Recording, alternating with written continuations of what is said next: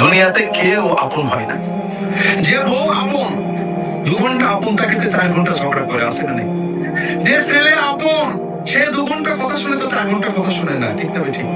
যে ভাই আপন সে ভাই 2 ঘন্টা আপন আর 2 ঘন্টা পর।